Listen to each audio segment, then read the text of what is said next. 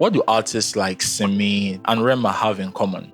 Well, apart from being musical icons on the Nigerian entertainment scene, they all started their musical journey from the church.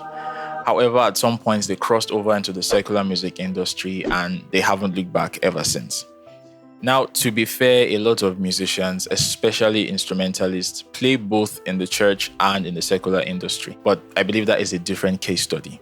In this video, we'll be looking at Christian music artists or gospel music artists and why the trend of crossing over into the secular music industry in search for greener pastures has seemingly reduced or is almost non-existent.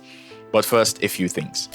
This video is centered around the Nigerian music scene because I haven't left Nigeria before. Also, it's based purely on my own experiences as a musician, on my interactions with other musicians, and on my thoughts, my general thoughts on this subject matter.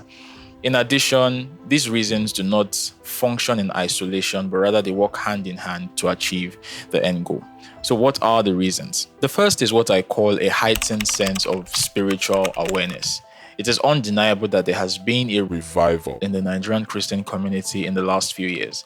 And to this effect, a number of new generation churches have sprung up all across the country. These churches have their theology centered around a God-first approach. Members are taught the need and the importance of subjecting their passion, their desires, and their talents to the will of God. Now, this doesn't mean that the older churches did not have these teachings, but for some reason, revival. Millennials and Gen Z, who are the demographic that these new churches seem to appeal to the most, are now more willing and more open to the teachings and the values of the faith. And because they are young, vibrant, and tech-savvy, these members or believers go on to build strong communities both virtually and physically, online and offline.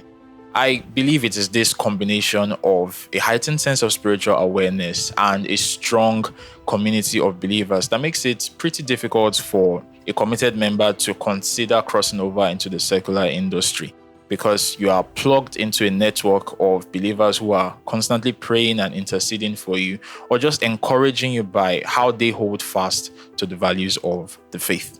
Now, that heightened sense of spiritual awareness and sound theology also brought about an acceptance of multiple styles of music that were previously frowned upon by the church. Older churches had a rigid stance on what they considered to be acceptable music for church services. Singing or performing any type of music that resembled the secular music of that time was considered sacrilegious.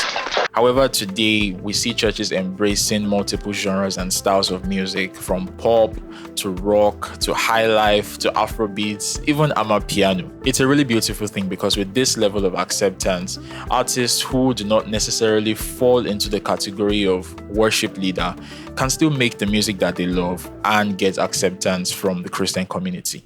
The third reason is advanced production teams in churches. One of the allures of music performance, at least in the secular space, is the high-end production that you get. You get to be on a stage in front of an audience, you have stage lights, you have video and picture coverage, you have stellar live sound reinforcement, you have stunning graphic displays, you have stunning graphic designs.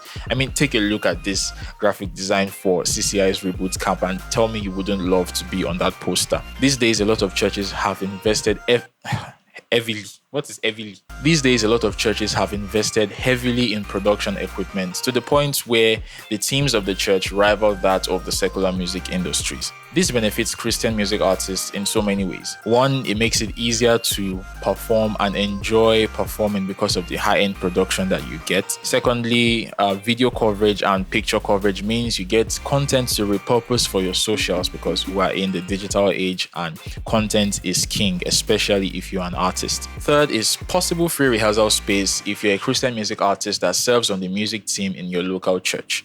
Fourth is the prospect of even getting to use the church as a venue for any of your programs, provided it's for a Christian audience.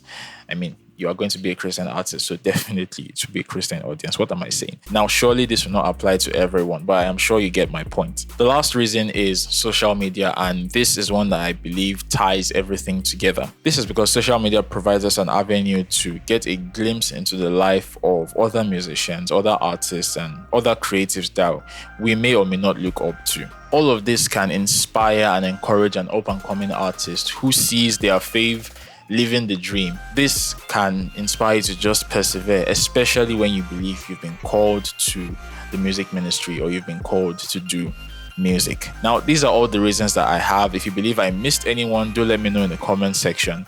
I will also admit that there are some downsides to some of these reasons I have mentioned because they all seem like positives. If you'd like for me to do that in another video, let me also know in the comment section down below. And I'll see you guys in the next video. Bye.